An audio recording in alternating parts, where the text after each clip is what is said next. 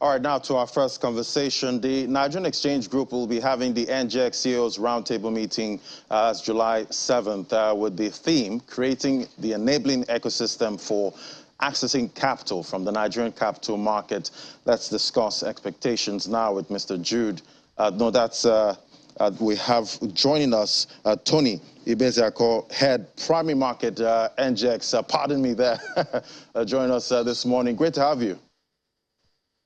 Good morning. Morning. So what initiatives have the NGX embarked on to further enable a thriving capital market ecosystem? Good morning once more, and thanks for having me on the program. I think what NGX has done to ensure a thriving capital market ecosystem and also have a sustainable capital market is hinged on 3 or 4 pillars. The first pillar is through innovation. So we've got to become more innovative in the products and services that we push out to the market. The second one is technology. I mean, everybody is talking about technology today. The NGX or exchanges traditionally are B2B sort of business. That's how the business model is configured. But we've seen with innovation and technology, the business needs to transit into being a B2C business, because at the end of the day, what we also want to do is to galvanize retail inclusion and retail participation in our market through the use of technology. The third, which is the most important, is also thought leadership and advocacy. If you look at the history of our market, you will find out that traditionally, every time that we've had a surge or there's a scalability in the activities in the capital market, it's largely driven by advocacy. So the current management of the exchange, it's very deliberate in its thought leadership position and its advocacy ideas, and they believe in partnership with different stakeholders, government entities, policymakers, market intermediaries, to begin to push out products or services or use of technology that can not only grow the market, but catalyze the current levels of activities that we are seeing on the floor. From a product perspective, you would see that there's a lot of movement, or there's a lot of appetite now with the millennials in terms of things like digital assets or digital products. And there's also the need for us to tap into the SDG goals of global sustainable initiatives mantra that is going on. So in that perspective, we are at the forefront of sustainable finance, be it green bonds, be it climate bonds, or be it even sukuk or infrastructure type of funds, which are new products that we are trying to push into the market. Quite interesting. But now the CEOs Roundtable meeting, that's coming up. What can we expect from this meeting? Yes. So, like I said earlier on, there is that deliberateness from the current management to bring different stakeholders. If you look at primary issuances in traditional exchanges in emerging market, you will find out that most of the time, for primary issuances, you probably have 1, at best 2 IPOs in a year. So the CEO Roundtable is basically a platform to look at our listed companies, look at prospects, bring in policymakers, and bring in market intermediaries for us to talk in a closed door atmosphere to understand the impediments or what are the barriers to entry in terms of listing or promoting capital formation in public market. Like you rightly mentioned, the event is scheduled to hold on Thursday, 7th July. It's by Zoom, again, use of technology. And the Honorable Minister, the event will be headlined by the Honorable Minister for Industry, Trade and Investment, Otumba Adebajo, the Honorable Minister for Finance, Budget and National Planning, Dr. Zainab Ahmed, and our very own amiable DG, the Director General for the Securities and Exchange Commission, Mr. Lamidu Yaguda. It's an event that we hope at the end of the day, because we want to be very deliberate about what the CEO event is, we want to be able to identify issues that would help promote listings in the public capital market using different innovative products.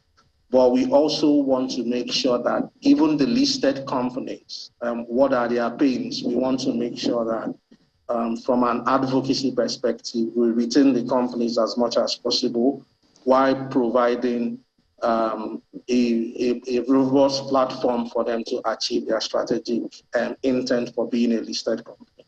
Right. Well, talking about tech now, that's been a major discourse now, particularly for companies, you know, on the NGX.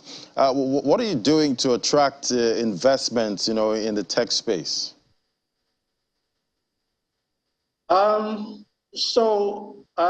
Everybody is talking tech today. If you look at what is happening today in Nigeria and indeed Africa, you will see that there's a lot of capital formation, as it were, going on in the tech and fintech industry. If you look at in the last 2 to 3 years, Nigeria is always in the forefront of direct investments for tech and technology companies. I think in 2020 across Africa, the quantum of capital that came into Nigeria was about $1.3 billion. Now, that is significant capital that is coming into the economy. What we want to do from an NGX perspective is to create a framework, a platform, you know, to begin to attract these tech companies or fintech companies to continue to scale, to continue to access capital, but do it in a more transparent way within the capital market space. And in that regard, the Securities and Exchange Commission and the NGX is in the forefront of launching a specialized board, which we call the Technology Board. And the essence of this Technology Board is to get the unicorns, our technology companies that are currently accessing capital offshore, to be able to come into the public market and have those companies listed. It would interest you to know that most of these companies, fintech companies, are actually Nigerian companies, but if you dig a little bit further, you will find out that most of them are registered offshore, somewhere, maybe in the United States, Delaware and all that. And we think, even from an advocacy perspective, from a wealth creation perspective, and even from a financial security perspective, We are of the humble opinion that we need to begin to bring this transformation that is happening within the public capital space, because it has implications for us. We wouldn't want in the next decade or two, you will find out that our financial security system or financial infrastructure is being run by companies off somewhere in Dubai, Mauritius, or in the United States. So the tech board is a deliberate attempt to have what is going on in the technology and fintech space to bring it into the public market space where there can be more transparency, visibility, and also ensure good corporate governance. The tech board, as at today, we are waiting final rules approval from the Securities and Exchange Commission.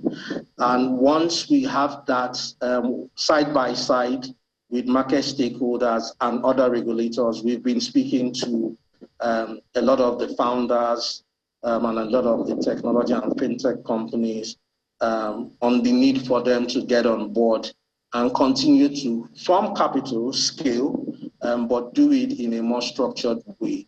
Hopefully before the end of the year, we would see the launch of the technology board, but we want to do it with maybe 1 or 2 listings just to show the amount of traction and to bring credibility to the initiative. Thank you. Right. I'll be watching out for that tech board. Maybe it might be like the tech-heavy NASDAQ we have in the U.S. And, yes, that is actually what we want to do. It's styled towards the NASDAQ in the U.S. It's absolutely regulation light. We've flipped regulation on its head. So instead of regulation being disrupting the flow of tech companies, they are agile, their valuation metrics is different. We've actually used regulation in this case to be an enabler in forming the value proposition and the rules for the tech board. So it's interesting times, and we look forward to it. Right, and we've seen most of these tech companies, raise record amounts, of funding. Do you think investors, when this tech board goes live, and do you think investors will be keen on these offerings, and do you think they might see them as risky? Good question. The way we've positioned the technology board, we've done it in such a way that because of the peculiarity of tech companies, we understand that first and foremost, not everybody, not every investor understands the tech company or tech companies, their valuation, their business model, and their revenue streams. But we also know that you have qualified institutional and retail investors that are quite conversant with tech companies, with their valuation. We also realize that using regulation, there also needs to be a lot of capacity building across the value chain, so that when these tech companies become listed, you don't have investors getting burnt. That's the first thing. So investor protection is very key on the way we've positioned the value proposition.